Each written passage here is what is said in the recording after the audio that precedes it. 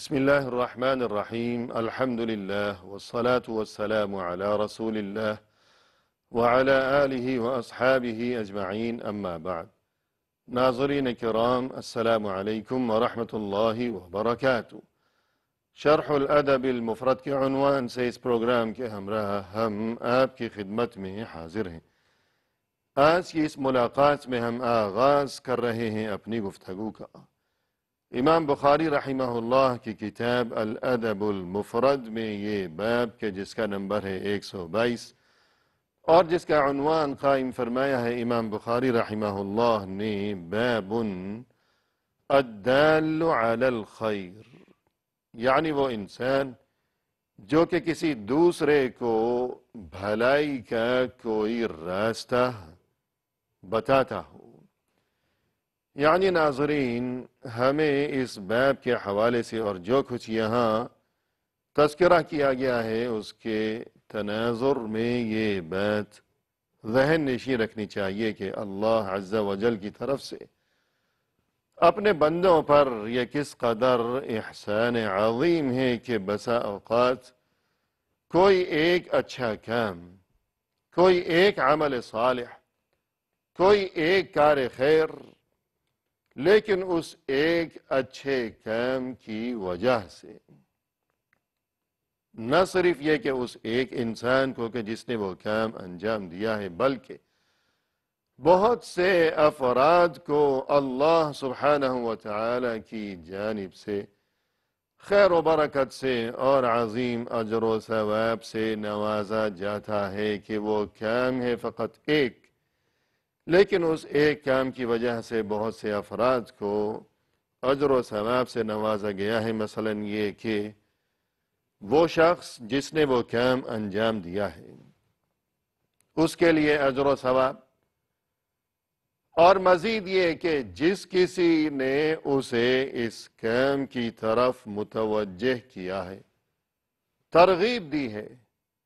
یا اسے اس کام کی تعلیم دی ہے، سکھایا ہے، بتایا ہے، شوق دلایا ہے، اس کے لیے بھی اجر و ثواب۔ اور پھر یہ کہ اس کی طرف سے شوق اور ترغیب دلانے کے نتیجے میں اس نے وہ کام کیا تو اب آگے اسے دیکھ کر جو کوئی بھی یہ کام کرے گا تا قیامت جب تک اللہ کو منظور ہوگا خیر و خوبی کا اور پھر اجر و ثواب کا یہ سلسلہ اسی طرح جاری و ساری رہے گا، اور ممکن ہے کہ ان میں سے بہت سے لوگ اپنی زندگی کا خاتمہ ہو جانے کے بعد اور یہ جو دنیا کی چند روزہ یہ عارضی و فانی زندگی ہے، یہاں مسافر خانے میں چند سانسیں لینے کے بعد جب آخری وقت آ چکا تو شاید کوئی انسان اس دنیا سے رخصت ہو گیا، قبر میں جا پہنچا، خاک میں مل کر خاک ہو گیا ہو، لیکن اس کے باوجود اس کے لیے اللہ کی طرف سے اجر و ثواب کا یہ سلسلہ جاری و ساری ہی رہے گا۔ تو کس قدر عظیم ترین ہے یہ خوش نصیبی۔ ہمارے سامنے ناظرین اس باب میں یہ حدیث ہے کہ جس کا نمبر ہے 242۔ فرمایا عن ابی مسعود الانصاری رضی اللہ عنہ قال جاء رجل الى النبي صلی اللہ علیہ وسلم فقال، ابو مسعود انصاری رضی اللہ عنہ فرماتے ہیں کہ رسول اللہ صلی اللہ علیہ وسلم کی خدمت میں ایک بار ایک شخص حاضر ہوا اور یوں گزارش کرنے لگا، فقال انی ابدع بی فاحملنی، یوں کہنے لگا وہ شخص کہ اے اللہ کے رسول، میرے ساتھ کوئی حادثہ پیش آ گیا ہے، اس لیے آپ میرے لیے سواری کا کوئی انتظام فرما دیجئے۔ یعنی سواری کا میرے پاس انتظام تھا، میری سواری تھی، لیکن کوئی ایسا حادثہ، کوئی ایسی مشکل پیش آ گئی ہے کہ جس کی وجہ سے اب میں سواری سے محروم ہوں، لہذا اے اللہ کے رسول آپ کچھ میرے لیے سواری کا انتظام فرما دیجئے۔ قال لا اجد وَلَكِنْ ائْتِ فُلَانًا فَلَعَلَّهُ أَنْ يَحْمِلَكَ۔ جواب میں رسول اللہ صلی اللہ علیہ وسلم نے ارشاد فرمایا کہ لا اجد، کہ دیکھو بھائی میرے پاس تو کوئی انتظام نہیں ہے سواری کا تمہارے لیے، میں کیا کر سکتا ہوں، لیکن یہ کہ ائت فلانا، فلاں آدمی کے پاس جاؤ، فلعلہ ان یحملک، شاید وہ تمہارے لیے کوئی انتظام کر سکے سواری کا، وہاں اس کے پاس جاؤ، شاید وہاں تمہارا کام بن جائے، میرے پاس تو تمہارا کام نہیں بن سکا۔ فَأَتَاهُ فَحَمَلَهُ، چنانچہ وہ شخص وہاں اس شخص کے پاس گیا کہ جس کی طرف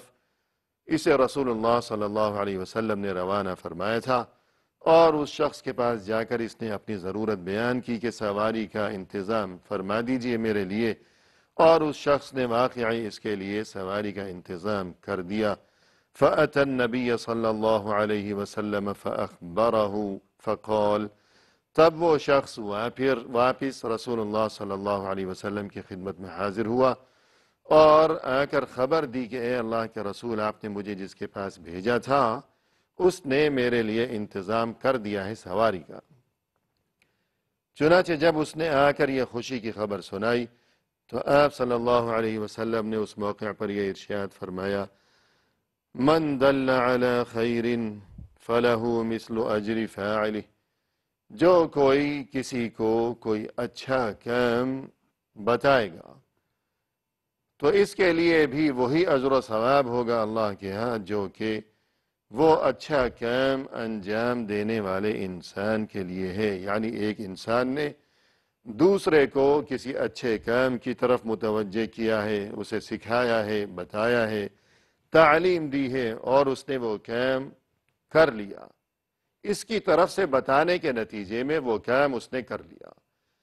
جب اس نے یہ کام کر لیا تو یقیناً اب وہ اللہ کے ہاں بڑے اجر و ثواب کا مستحق ہو چکا، لیکن اس کے ساتھ ساتھ وہ دوسرا شخص کہ جس نے اسے یہ بتایا اور اس طرف متوجہ کیا، تو جس طرح اس کے لیے اجر و ثواب ہے کہ جس نے یہ کام کیا ہے، تو بعینہ اس کے لیے بھی بالکل برابر اجر و ثواب ہے کہ جس نے اسے اس کی تعلیم دی تھی یا جو اس کے لیے سبب بنا تھا۔ مثلا اس حدیث میں ہم نے یہ بات دیکھی کہ یہ شخص حاضر ہوا اور اپنی ضرورت بیان کی کہ سواری کا انتظام فرما دیجئے۔ رسول اللہ صلی اللہ علیہ وسلم کے پاس کوئی انتظام نہیں تھا، لیکن آپ صلی اللہ علیہ وسلم نے اسے خالی ہاتھ واپس لوٹا دینے کی بجائے اچھی امید اسے دلائی اور ایک دوسرے انسان کی طرف اسے روانہ فرما دیا کہ شاید وہاں تمہارا کام بن جائے، اور واقعی وہاں اس کا کام بن گیا۔ تو یہ صورتحال جب بھی اور جہاں بھی جس کسی کے ساتھ بھی پیش آئے گی، یہ صورتحال ہو یا کوئی بھی صورتحال ہو، تو یوں وہ شخص کے جس نے نیکی کی ہے کہ مثلا اس کے لیے سواری کا انتظام کیا اس مثال میں، اس حدیث میں، اور وہ شخص بھی کہ جس نے سفارش کی ہے اور اسے وہاں بھیجا ہے، دونوں اجر و ثواب میں اللہ کے ہاں برابر ہیں اور دونوں شریک ہیں۔ تو ناظرین کرام، ایک بات تو یہ سمجھ میں آئی کہ اچھے کام کی طرف دوسروں کو متوجہ کرنا، راغب کرنا، تعلیم دینا، بتانا، سکھانا، یہ بہت ہی مقدس ترین جذبہ ہے، یہ بہت اچھا کام ہے۔ اور جہاں تک تعلق ہے اس حدیث کا، تو اس میں بھی ہمارے لیے کچھ آداب ہیں۔ مثلا یہ کہ اس شخص نے جب یہ گزارش کی کہ اے اللہ کے رسول، آپ میرے لیے کوئی انتظام فرمائیے سواری کا، اس لیے کہ میں سواری سے محروم ہو چکا، جواب میں آپ صلی اللہ علیہ وسلم نے اسے یہ جو ارشاد فرمایا کہ وَلَكِنْ ائْتِ فُلَانًا، کہ فلاں کے پاس جاؤ، کہ میرے پاس تو انتظام نہیں ہے، اس فلاں کے پاس چلے جاؤ۔ لیکن اس کے ساتھ ہی آپ صلی اللہ علیہ وسلم نے یہ بھی ارشاد فرما دیا کہ فَلَعَلَّهُ أَنْ يَحْمِلَكَ، اس لیے وہاں چلے جاؤ کہ لعلہ، شاید وہاں تمہارا کام بن جائے۔ یہ نہیں فرمائے کہ وہاں جاؤ ضرور تمہارا کام بن جائے گا، اسے یقین دلا دیا، اب وہ ہنسی خوشی اور یہ کہ یقین لیے ہوئے اپنے دل میں وہاں پہنچا ہے، لیکن وہاں پہنچنے کے بعد معلوم ہوا کہ وہاں تو کچھ بھی نہیں ہے، کوئی کام وام تو بنا نہیں ہے،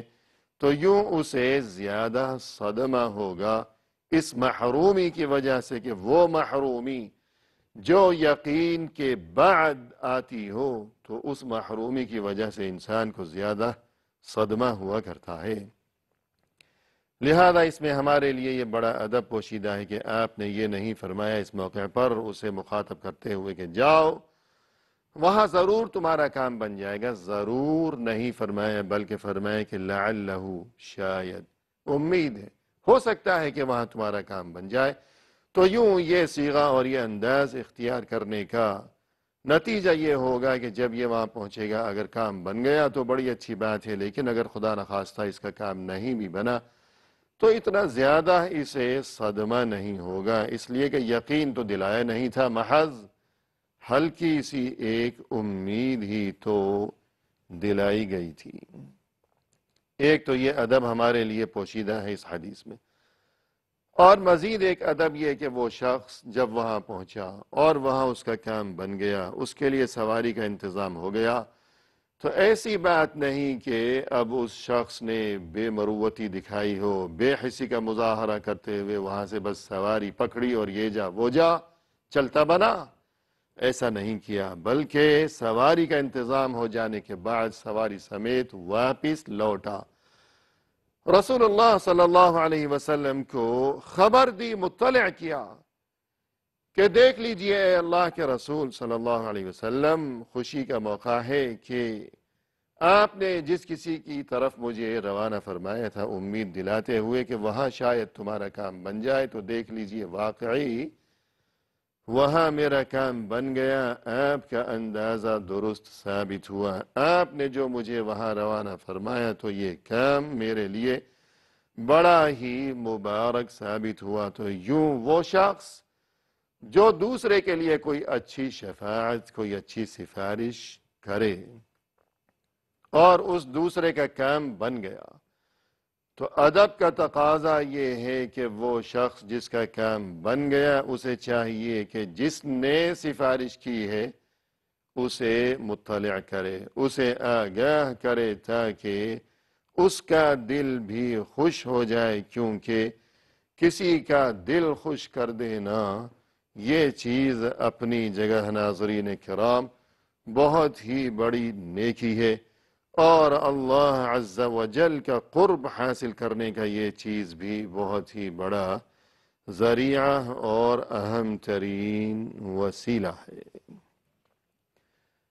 اور اس کے بعد ناظرین ہمارے سامنے یہ نیا باب ہے جس کا نمبر ہے 123، اور اس باب کا عنوان قائم فرمایا ہے امام بخاری رحمہ اللہ نے، فرمایا کہ باب العفو والصفح عن الناس،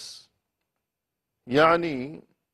لوگوں کے ساتھ عفو درگزر کا معاملہ کرتے رہنا۔ یعنی ناظرین کرام ہمیں یہ بات معلوم ہونی چاہیے کہ دین اسلام میں جو مکارم اخلاق یعنی بہترین اخلاق انسانوں کو سکھائے گئے ہیں اور جن کی تعلیم دی گئی ہے اور تاکید و تلقین کی گئی ہے، تو ان اعلیٰ ترین اور پاکیزہ ترین اخلاق و عادات میں سے ایک اہم ترین خلق یہ بھی ہے کہ انسان العفو والصفح، یعنی جس کسی نے ہمارے حق میں کوئی غلطی کی ہو اور کوئی قصور کیا ہو، کسی بھی شکل میں ہمیں کوئی نقصان پہنچایا ہو، تو ہمیں چاہیے کہ معاف کر دیا کریں، عفو درگزر اور تحمل و رواداری اور برداشت کا مظاہرہ کیا کریں۔ بلکہ قرآن کریم میں تو ناظرین کرام یہاں تک بھی ارشاد فرمایا گیا کہ فَلْيَعْفُوا وَلْيَصْفَحُوا أَلَا تُحِبُّونَ أَن يَغْفِرَ اللَّهُ لَكُمْ، یعنی تم اپنے مجرموں کو معاف کر دیا کرو۔ کیوں؟ اس لیے تم اپنے مجرموں کو معاف کر دیا کرو کہ کیا تمہیں یہ بات پسند نہیں ہے کہ خود تمہیں اللہ کی طرف سے معافی نصیب ہو جائے، کیا تمہیں یہ بات اچھی نہیں لگتی کہ اللہ تمہیں معاف کر دے؟ یعنی اگر ہمارے دلوں میں یہ تمنا ہے اور اگر ہمارے دلوں میں یہ آرزو ہے کہ کاش اللہ کی طرف سے ہمیں معافی نصیب ہو جائے، مغفرت نصیب ہو جائے، تو اپنی اس آرزو کی تکمیل کے لیے ناظرین کرام ہمیں یہ اہم ترین سبق اور یہ طریقہ یاد رکھنا ہوگا زندگی کے ہر موڑ پر کہ اگر ہمیں خود اپنے لیے اللہ کی طرف سے معافی کی طلب ہے، تمنا ہے، تو ہمارے لیے ضروری ہے یہ بات